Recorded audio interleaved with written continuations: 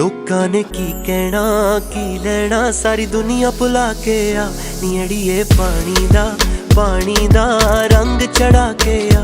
जे आपां मिल जाइए भुल जाइए एक दूजे दा नाम, नी अड़िए पानी दा रंग चढ़ा के आ, रंग चढ़ा के आ, रंग चढ़ा के आ।